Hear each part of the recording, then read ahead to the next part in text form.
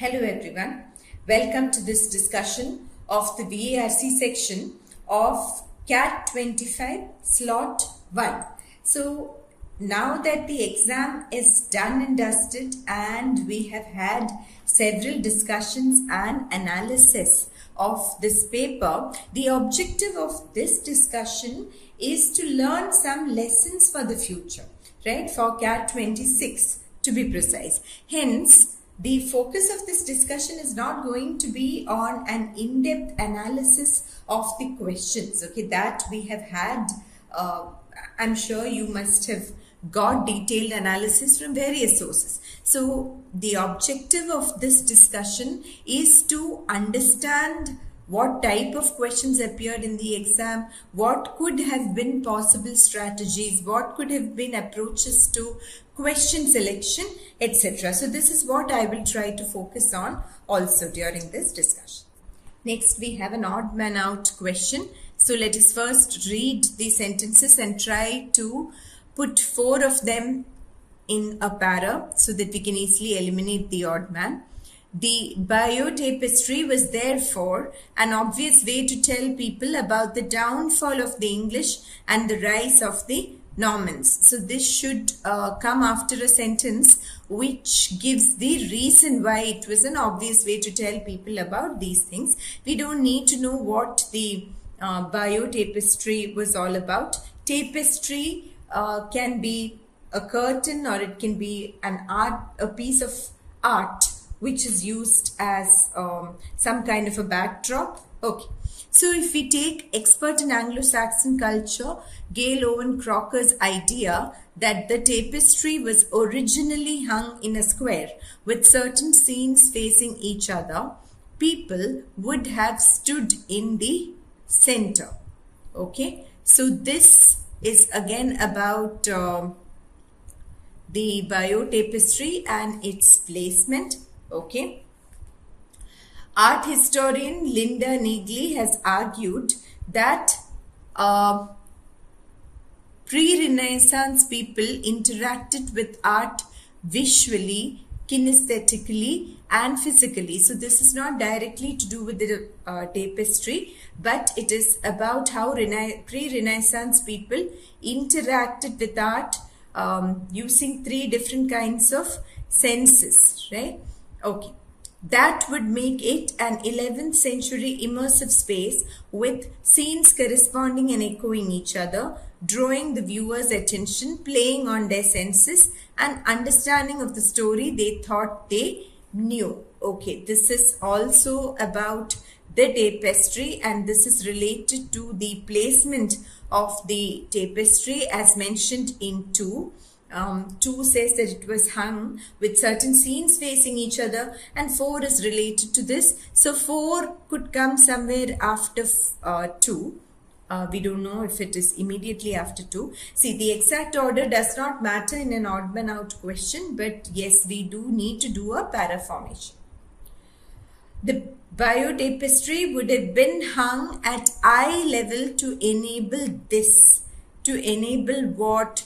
To enable probably this in 4, right? That is possible. Now, if this is what we have here, probably the discussion can start with 3. Like I said, the exact order doesn't matter. But 3 talks about the concept of, it introduces the concept of people in the pre-Renaissance era interacting with art.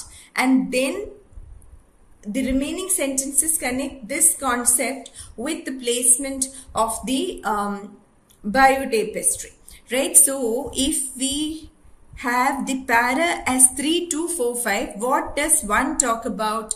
The biotapestry was therefore an obvious way to tell people about the downfall of the English and the rise of the Normans. Now this is related to the theme of the tapestry, and like we said earlier, if this sentence has to be part of the para, we need another sentence which gives the reason for this therefore. Why was it an obvious way to tell people about all this? There is absolutely no mention of history here. There is absolutely no mention of the theme of the tapestry either.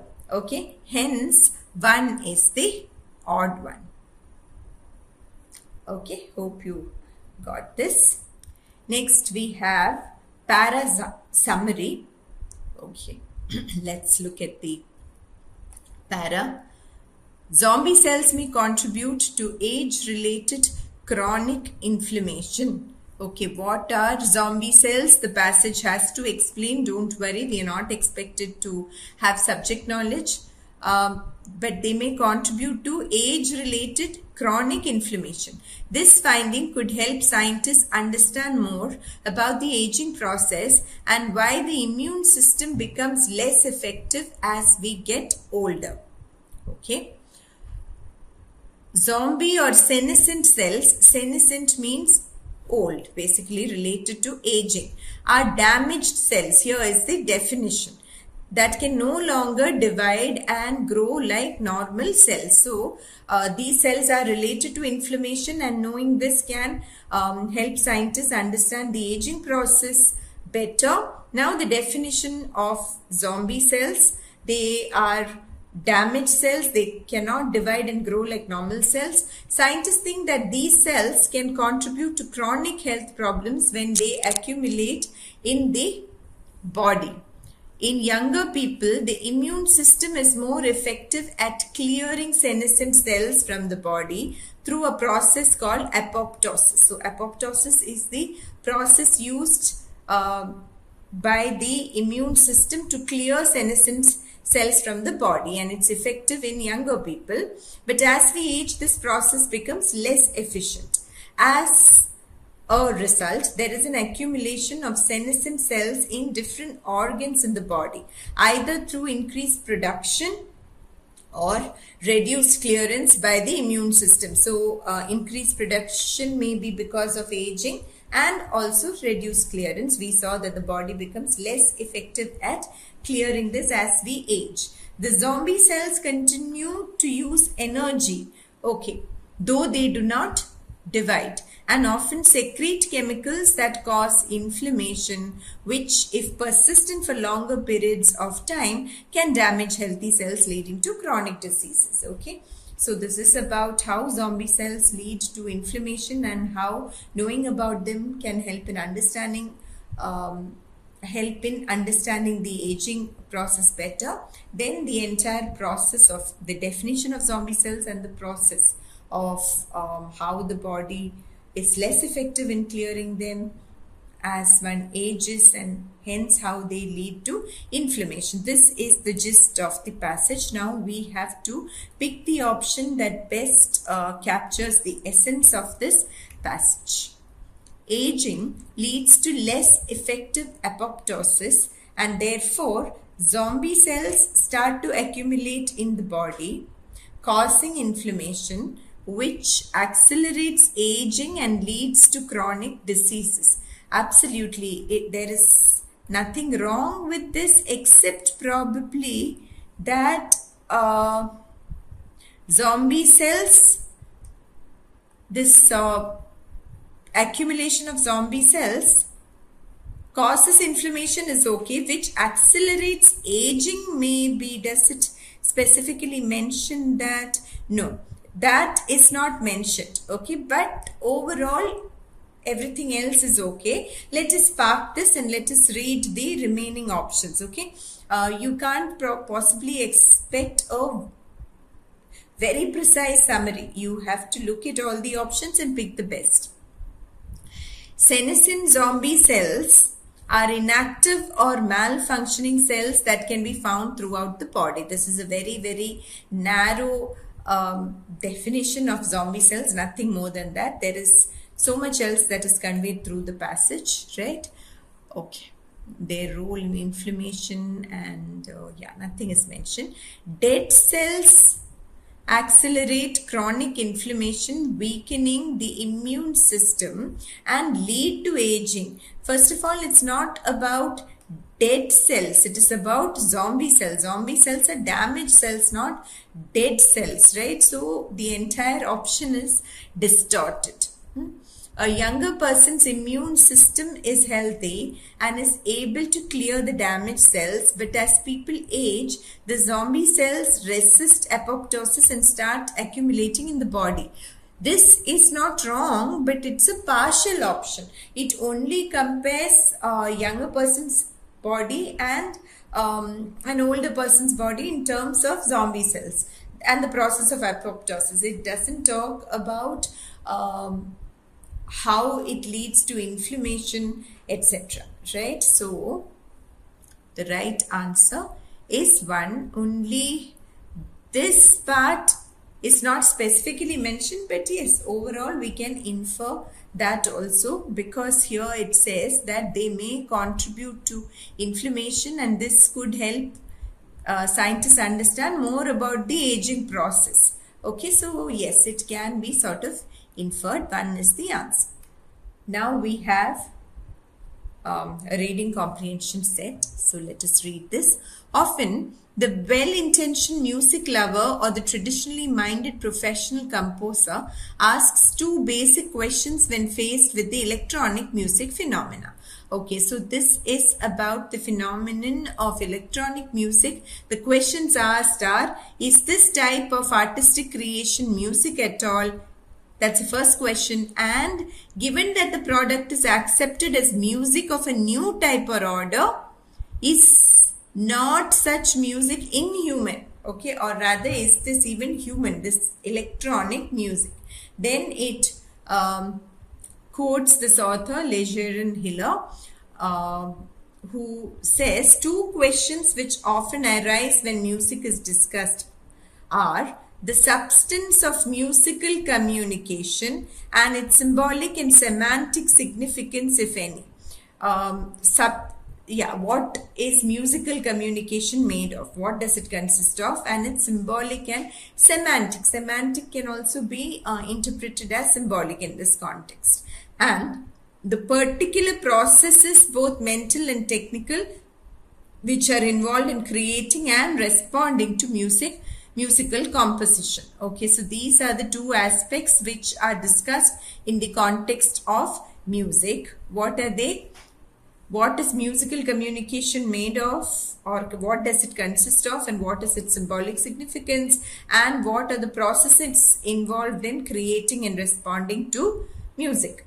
The ever-present popular concept of music as a direct, open, emotional expression and as a subjective form of communication from the composer is, of course, still that of the 19th century. So, the 19th century concept of music is still very popular as a direct communication from the composer, direct expression of emotions of the composer.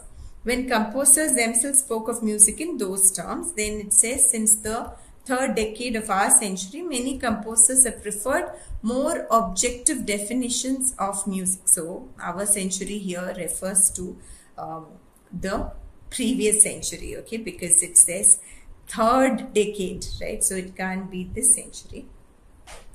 Anyway. More objective definitions of music epitomized in Stravinsky's description of it as a form of speculation in terms of sound and time. So the earlier definitions focused on the emotional expression and communication aspect of music, but this, according to the author, is a more objective description of music, that it is a form of speculation or thought in terms of sound and time. An acceptance of this more characteristic 20th century view of the art of musical composition will immediately bring the layman closer to an understanding of and sympathetic response to electronic music, even if the forms, sounds and approaches it uses will still be of a foreign nature to him. What does this mean? If we look at music in this more objective sense as a form of reflection or thought in terms of sound and time, then we will be able to accept electronic music as music, okay, though it is different from the traditional notion of music.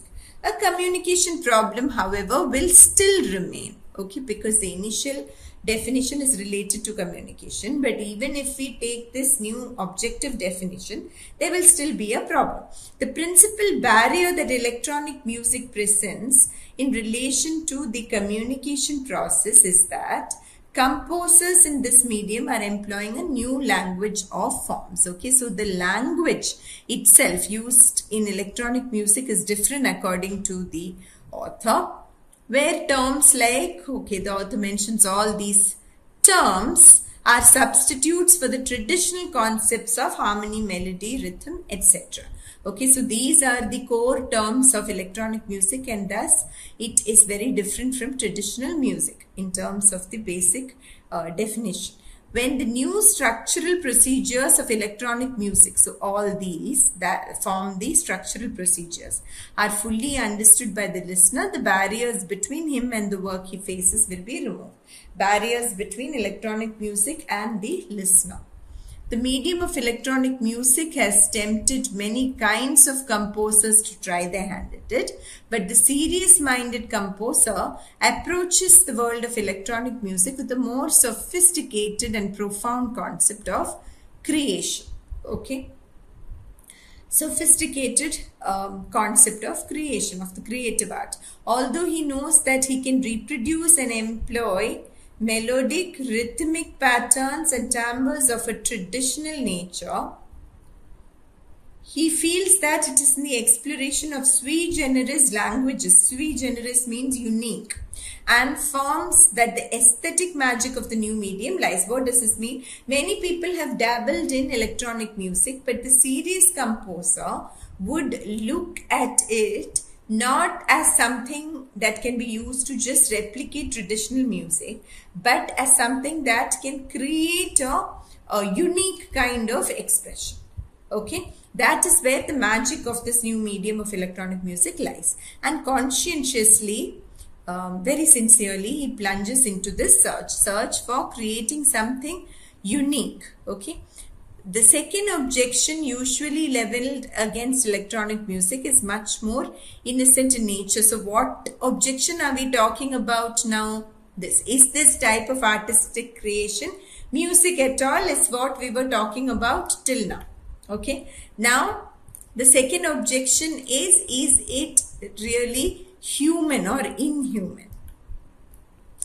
That objection is much more innocent in nature. When people speak, sometimes very vehemently, of the inhuman quality of this music, they seem to forget that the composer is the one who fires the machines, collects the sounds, etc., does everything. Okay, so that's it. That is the explanation to this second objection. What it says, it's more innocent because it is very basic.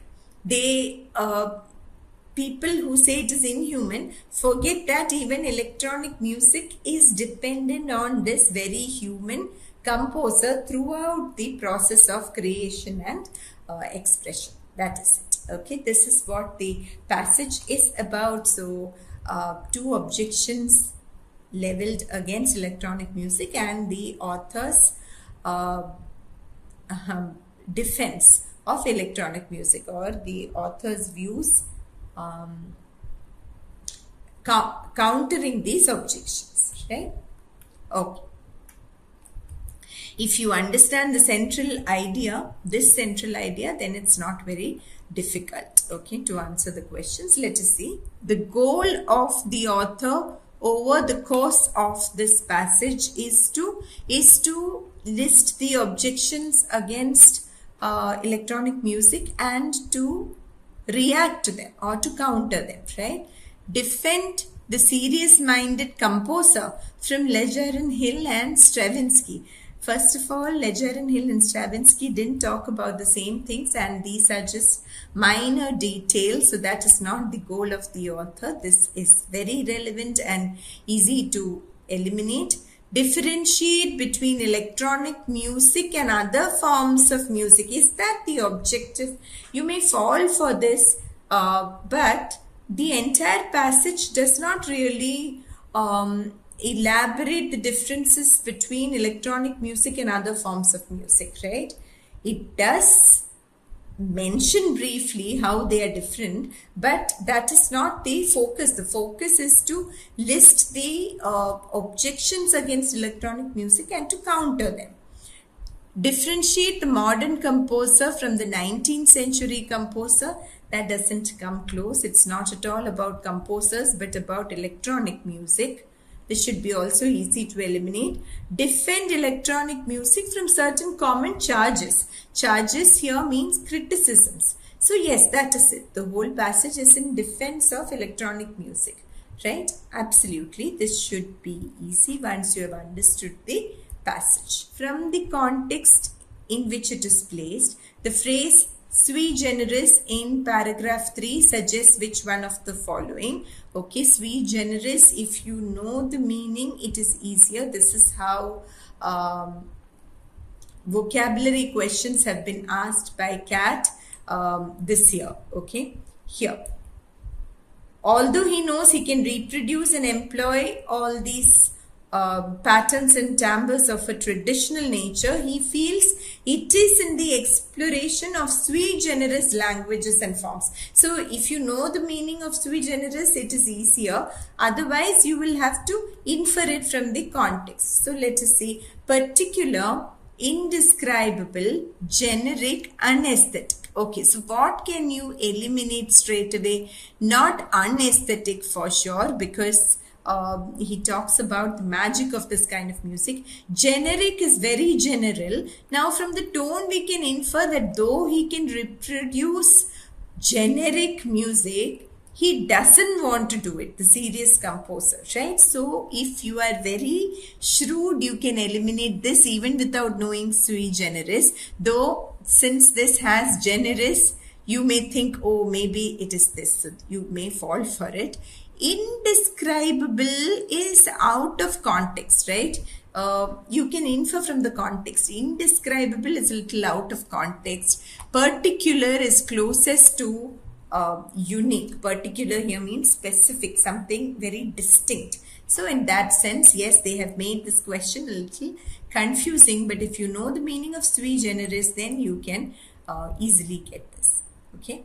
The mention of Stravinsky's description of music in the first paragraph does all the following except. So, Stravinsky's definition has been presented as more objective and hence more conducive to accepting electronic music as music, right?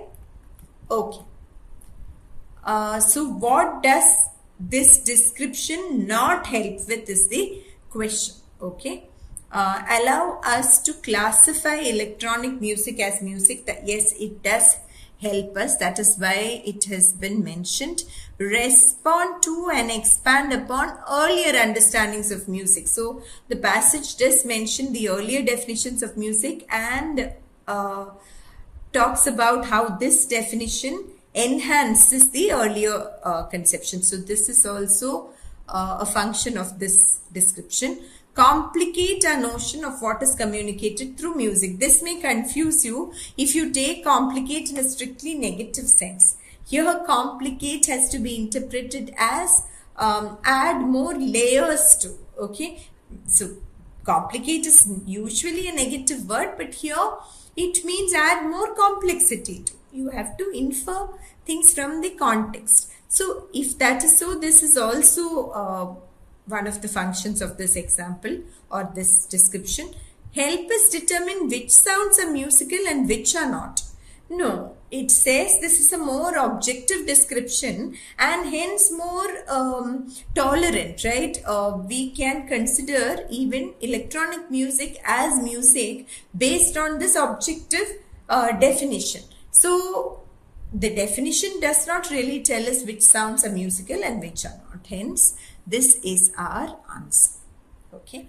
What relation does the communication problem mentioned in para 2 have to the questions that the author recounts at the beginning of the passage? Now, the questions the author mentions are: is electronic music music, and is it human or inhuman?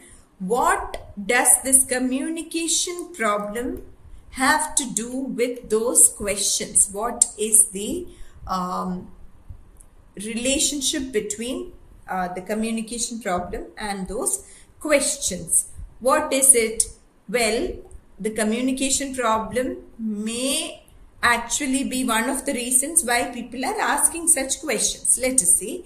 Its unfamiliar language of forms and novel terms mean that we cannot see electronic music as music since it does not employ traditional music concepts. First of all, the passage does not say that is one of the reasons why electronic music is not seen as music, because it does not employ traditional concepts. Moreover, the passage does not, the author does not agree with this, that we cannot say electronic music is music. He's in fact saying just the opposite, right? So this is not the author's perspective. The communication problem is what allows us to see electronic music as music, because music must be difficult to understand. This is totally out of scope and easy to eliminate. It's not mentioned anywhere, and in fact, it is not mentioned in the context of how we can say electronic music as music. None, they are unrelated to one another and form parts of different discussions. You may be tempted to pick this, but no, if you really look at it closely, communication problem is related to the concept of music being music or not, because the initial definition of music was as a medium of communication between the composer and the audience, as mentioned in the early part of the passage. So we can't say they are unrelated. Unfamiliar forms and terms might get in the way of us seeing electronic music as music. So this is related to communication. It has mentioned also about unfamiliar forms and terms. This is related to communication barriers, right? But this can be overcome. That is the author's perspective. Okay. Hence 4 is the answer. This requires a proper understanding of the author's perspective. Next, we have an odd man out question. So let us read the sentences and try to arrange them into a paragraph so that we can eliminate the odd one. Developments, both technological and socio-cultural, have afforded us far greater freedom over death than we had in the past. And while we are still adapting ourselves to that freedom, we now appreciate the moral importance of this freedom. Okay, so this is about freedom over death. It could be the starting sentence if this is the sentence introducing that topic. Let us see. But I believe that a type of freedom we can call freedom over death. Okay, so now we see that this is the sentence introducing the topic of freedom over death, and one talks about developments in that area, or how developments have given us far greater freedom over death. So one has to follow 2. In para odd man out question, you really don't need to worry much about the order within a para. What you need to know is which are the sentences that stick together. Okay. Legalizing assisted dying is but a further step in realizing this freedom over death. Okay. That is a continuation of this idea, freedom over death. Many people, so let us just note this down, 2 comes before 1 and then 3 we do not know, somewhere after that. Many people endorse through their opinions or their choices our freedom over death, encompassing a right to medical assistance in hastening our deaths. Okay, so this is a little extreme, right? It goes to the extent of saying that people endorse even a right to medical assistance in hastening death, in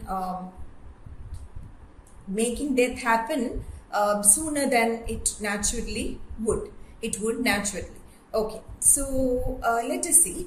Freedom is a notoriously complex and contested philosophical notion, and I won't pretend to settle any of the big controversies it raises.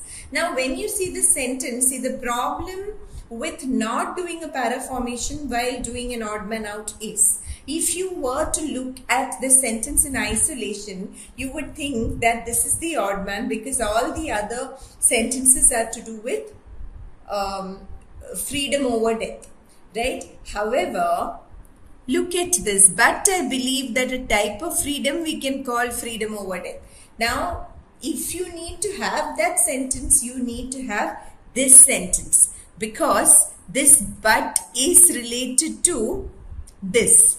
This person, the author, does not want to settle any of the big controversies regarding freedom. However, this particular freedom over death, is something that they want to focus on. They believe it should be central to this conversation. Okay, so now we have 5 starting the discussion, and then how they believe that freedom over death is something that should be discussed. Then 1, right, the moral importance of freedom over death, and legalizing assisted dying is a further step in realizing this freedom over death. Now, as we said, 4 goes not 1 step but like 3 steps ahead, and it takes the whole discussion into an extreme direction. Hence, the odd man out is 4. The last reading passage here is about the intersection of medicine and law when it comes to mental health of criminals, okay, or people accused of crimes. Let us see. How can we know what someone else is thinking or feeling, let alone prove it in court? Now, in this book, one of the most celebrated legal thinkers was of the opinion, I'm not reading all the details here, okay, that the assessment of a person's mental state was an inference made with little consciousness, means there was not enough awareness about the parameters that needed to be taken into consideration while assessing a person's mental state. In a criminal case, jurors, doctors and lawyers could watch defendants scrutinizing clothing, mannerisms, tone of voice, but the best they could hope for were clues, means there was no scientific way to please note that this book is from 1863 and all these sentences show that we are talking of a situation from the past, okay? So there were no scientific methods of assessing a person's mental health, especially in court, right? Clues could be gathered. Rounding these clues up to a judgment about a defendant's guilt or a defendant's life was an act of empathy and imagination.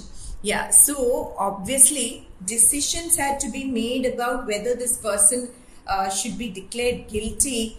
Life as in, should this person be given a death sentence or maybe even imprisoned for life. So all these depended on just empathy and imagination, putting together random clues.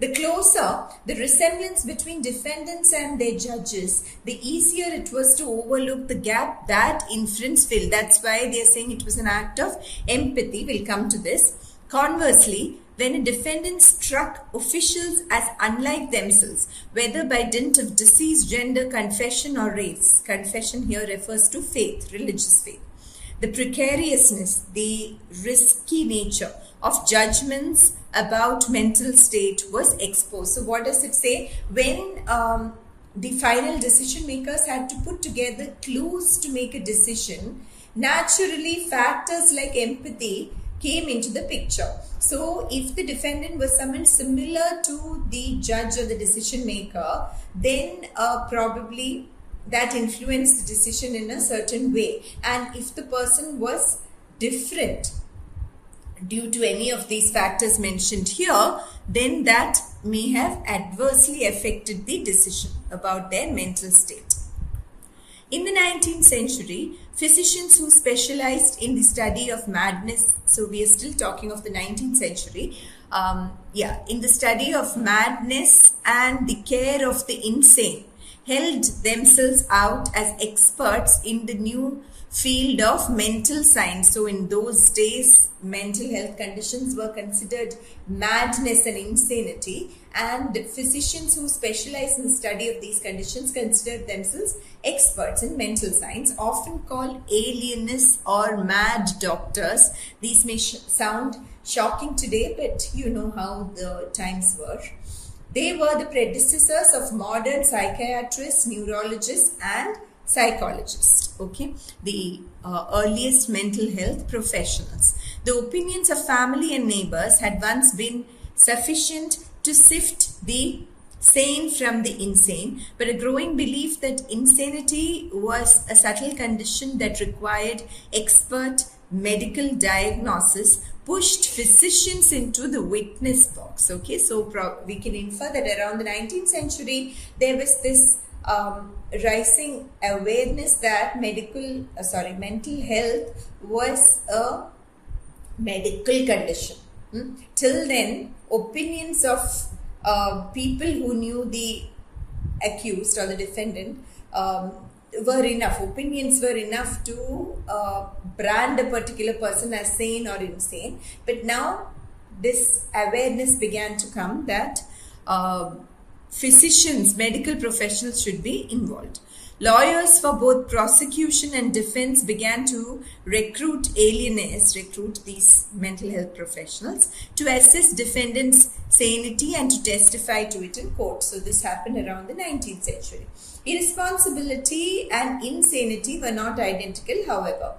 Criminal responsibility was a legal concept and not fundamentally a medical one. So there was that distinction even then, that insanity could not be equated with irresponsibility, which means that even if a person was found to be insane or mentally ill, that did not absolve that person of legal responsibility. That had to be decided by the legal professionals. Okay, got it?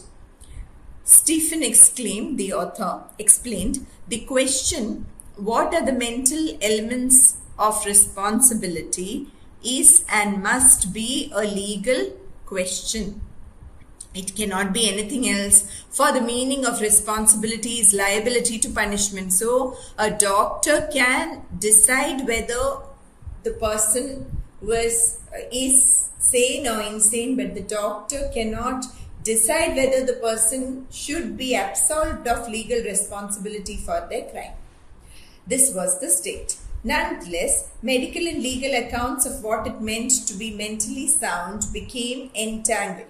So, though it was clear that responsibility was clearly within the legal domain, still, medical and legal accounts of mental soundness became entangled and mutually referential throughout the 19th century, which means, they have explained it, lawyers relied on medical knowledge to inform their opinions and arguments about the sanity of their clients. Doctors commented on the legal responsibility of their patients. So there was an area of intersection here.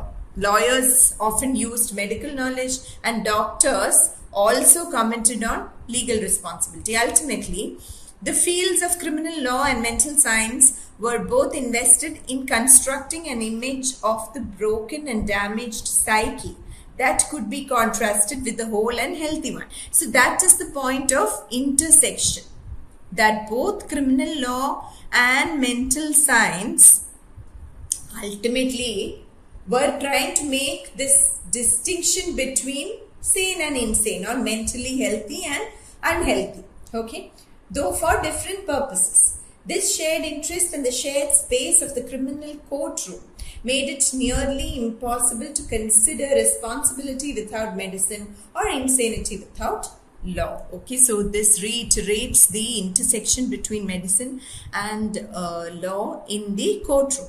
Physicians and lawyers shared more than just concern for the mind. Then it says that there were several factors that were common to physicians and lawyers. Okay, so class, race and gender bound these middle class white professional men. So most of the physicians and lawyers in those days were middle class white professional men, right? As did family ties, patriotism, many factors mentioned here. Okay, so which shows that basically these people, both physicians and lawyers, belong to a certain elite group with many common features. So that also bound them together as individuals. But for all their affinities, similarities, men of medicine and law were divided by contests over the borders of criminal responsibility as much within each profession as between them.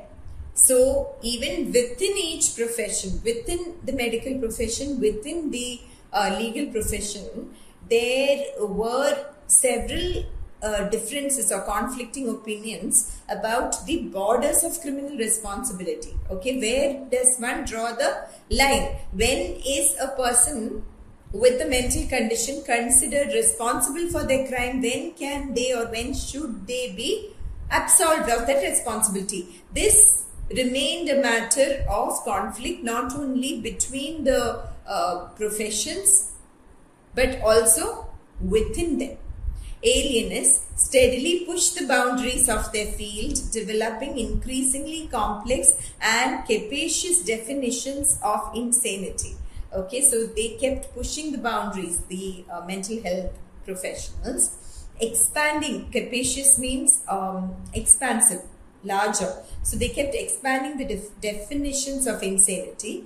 Eccentricity and aggression came to be classified as symptoms of mental disease, at least by some. This is an example of how the borders got stretched. Okay, so this is the passage about the intersection of medicine and law in the courtroom. Not very complex actually, unless you get scared looking at it, and if psychology is scary to you, the thing to do is not panic, whatever be the subject. Just try and focus on the central ideas and the idea flow of the passage. So let us look at the questions. According to the passage, who or what was an alienist? An alienist was the name given to mental health professionals in those days, in the earliest days of the profession, right? So, physicians and lawyers who were responsible for the condition of immigrants or aliens. Okay, not at all. Nothing to do with immigrants and nothing to do with lawyers. So, very easy to eliminate. Professionals who pushed the boundaries of their fields till they became unrecognizable. Okay, so that is not the definition of mental health professionals. Towards the end of the passage, the author does say that they did push the boundaries, but then again a lot of exaggeration that it became unrecognizable, and you don't need to define a mental health professional just by that one attribute, right? So this is narrow and also exaggerated. Physicians and lawyers, again, when you see this in the exam, you don't even need to read further because you need to save every second. They are not lawyers, only physicians, right? Who were responsible for examining accounts of extraterrestrials. Very creative, wonderful option. Nicely done by Kat. At least this becomes a very, very easy question, right? Physicians who specialize in the study of madness and the care of the insane in the 19th century. Super simple question. So if anybody had looked at the passage and said, I don't like psychology, they would have regretted that later, right? This question shouldn't take more than a few seconds to answer actually. The last paragraph of the passage refers to middle class white professional men. Which one of the following qualities best describes the connection among them? So what is the context in which the connection, why are these people mentioned? To show that they were bound together by certain similarities. However, they were divided when it came to the borders of criminal responsibility. That is the context, right? Now the question is, What is the connection between them? The connection between them is similarity in terms of backgrounds and differences when it came to borders of criminal responsibility. Okay. Opinions of family and neighbors, totally unrelated. That was what was used earlier to decide on mental health. Empathy and imagination also used in a totally different context. Eccentricity and aggression is used as an example of how mental health professionals stretched the borders of insanity or mental illness. And borders of criminal responsibility is the connection among them, is one of the connections among them, right? Background is one connection. Borders of criminal responsibility is where they differ, but that is the connection, that is the point that the author was trying to make. Okay, so if you understood the question properly, then this would not be difficult at all, because the first three options are very easy to eliminate. Conversely, when a defendant struck officials as unlike themselves, okay, so this statement here, right, that when the defendant was similar to the judges, probably there was more empathy. So that is the context. Okay. Which one of the following best describes the use of the word confession? Okay. This should be a very easy one. Again, see, confession, we know what it normally means. But confession is an important part of several religions, right? Especially Christianity. There is this practice of confession that is commonly known. So, in earlier days, now this is from probably in the context of the 19th century. If you are familiar with Victorian novels, then you see that religion is often referred to as confession. Even if you don't know that, since they are talking of other factors related to background, such as disease or gender, race, etc., if you look at the options, you should be able to get this answer. Let us see. Referring to the practice of confession in some faiths, here it is a metaphor for the religion of the defendant. Absolutely. The word confession is used in a metaphorical sense to refer to faith, religious faith. Let's see. Referring to the gender, race, or disease claimed as a defense by the defendant, here is a synonym. It is a synonym for professing a gender, race, or disease. If you do not understand the sentence, then you may fall for all these. The sentence just says that all the disease, gender, confession, or race were factors which decided the similarity or dissimilarity between the judges and the defendants. So if you understood that, then this is easy to eliminate. Okay. There is no question of professing a particular gender or race. Referring to the defendant's confession of his or her crime as false, because didn't is an archaic form of didn't or did not. Cat has got very creative in its options this time. By dint of means on account of or because of. Okay. Not many students would fall for this, I guess. The defendants struck out or at the officials and then confessed to the act.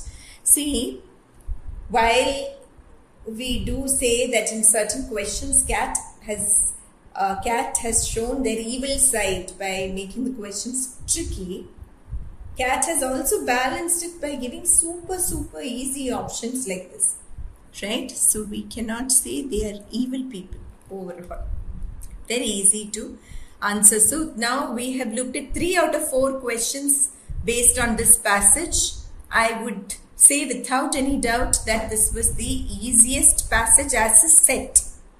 Readability, yes, but then again, it is not a very complex passage, right? It's just about the definition of mental health in the 19th century. In the legal context, it's not very difficult.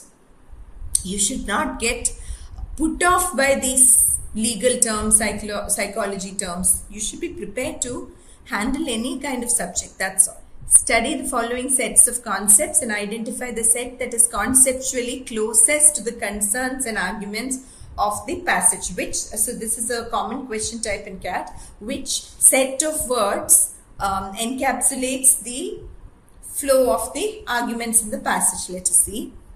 Judgment, insanity, punishment, responsibility. Okay, it starts with how judgments were made, then insanity, concept of punishment and responsibility. They come intertwined. So this is not wrong.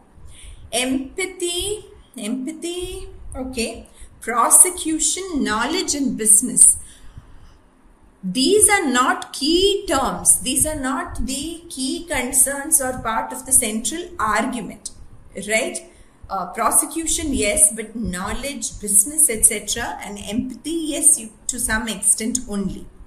Judgment, belief, accounts, patronage, what are all these? No. There is no mention of mental health. Even in this one, there is no mention of mental health at all. That is the central theme, right? Assessment of what? Empathy, prosecution, patriotism. Again, a very easy set if you are focused, right? The answer is clearly 1 because in each of the other sets, they have given you options or words that are easy to eliminate. Okay, this brings us to the end of this discussion of slot 1 of CAT 25. We'll be back with the discussions of the remaining slots. Thank you.